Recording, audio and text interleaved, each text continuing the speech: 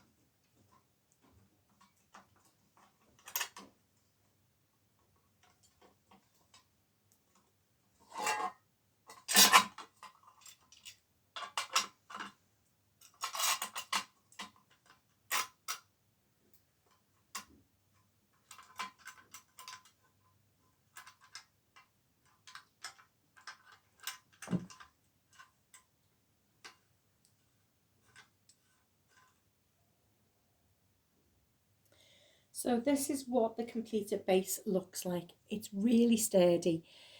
It's held up for 30 years. So now we can start putting the trunk in and then tighten these screws so that we get a completely straight tree. So once we screwed this in so that it's equal, then the tree will be nice and secure. It's not going to fall and it's going to be straight, which is so important, particularly because I only ever put glass on my tree. So now I'm going to pull out these branches and arrange them how I want. I always leave red tinsel in my tree just to add a bit more fullness and a little bit more shimmer once my lights go on. So as you can see, we've got the first layer done. I bought new tinsel this year, which I place into the middle of my tree just to add a little bit of shimmer. I'm not a fan of tinsel draped on the outside of a tree, but that's my personal preference. So this is new this year. This is £1.99 for a 2 metre length. And this is from Home Bargains. As you see, it's a jumbo tinsel. And I'm afraid that is Hilda, our foster cat, having a little scratch at the post. So it just adds a little bit of sparkle without being too glitterball. So I go ahead and I pack this into the inside of my tree. So here we go. So the middle section literally just slots in. It's very, very easy. And because the tree is very stable, it doesn't need any additional pins. So you just wiggle it round till it drops in and then you can start to drop all of your leaves and branches. So I'm going to do that. I'm going to raise up the camera and come back and do the last little bit. So as you can see, the tree is starting to take shape. But this is the original tinsel that I had on the tree. And this tinsel is actually older than the tree. Many years ago when I was a student, I worked for Woolies and this was some of their display tinsel for the store. They were throwing it out in the new year and I asked if I could have it. So I've had this tinsel since 1989. A huge long 3 metre lengths. I've got 2 of them. Absolutely fantastic for filling out any spaces in your tree. It's a much softer tinsel than the jumbo tinsel I bought. and it's got quite a deep colour to it. So I really like this tinsel just to fill out some spaces. I might move around the jumbo tinsel because I don't seem to have quite as much of this as I thought I had. If you look at the two together, the jumbo tinsel is much thicker cut. This is much finer. And actually, I do think I prefer the finer cut, so I might just take the jumbo off and put the finer back on. So it's all about making sure you get it right at this stage so that you don't have to redo the whole tree later on. So now to put the final piece on, and once this is on, I can wrap the rest of the tinsel into this, and then I'm ready to start putting my lights on. But my lovely husband's just brought me a cup of coffee. I'm going to actually have it with a mince pie and just have a chill out for 5 minutes. So this is our 30-year-old Christmas tree. I'm about to start putting some lights on, but first I'm off for a quick coffee and a mince pie, and then we'll be back later with some baubles and some heirloom pieces. And we're back after being fortified with coffee and mince pie. We've got some vintage style bulbs. These are the old style filament bulbs. These are from 2001. You can always tell because there will be a manufacture date somewhere on the label there.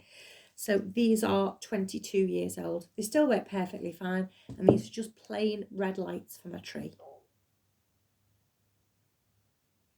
My top tip when you're putting your lights on is to switch them on as you put them in the tree, and then you can make sure that there are no gaps or uneven spaces. So now, as you can see, I've placed all my red lights, and now I'm going to go and place all my warm white lights, and then we'll be ready for all the baubles. So I finish off my lights with 2 further sets of 140 bulbs, and again these were produced in July of 2003, so these are again 20 years old.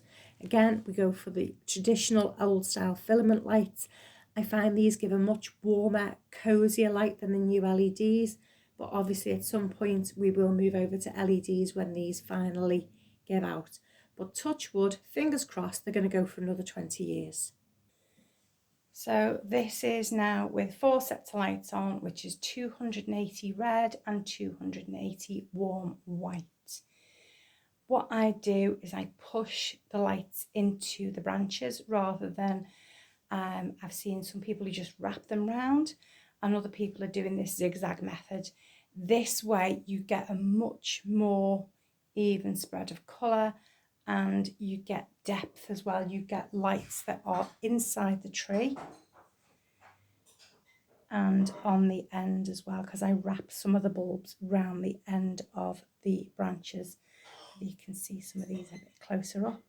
So now it's time to start putting on the baubles. So my top tip is to work from the bottom to the top. Place your bigger baubles and your bigger items at the bottom, or where you've got spaces in your branches, and then you can infill with your smaller pieces. So before I start decorating my tree, I lay everything out so I can see what I've got, and I can plan then for where I want to place my items. So I'm going to start with my bigger items at the bottom, like these, and then my smaller items towards the top. So here goes.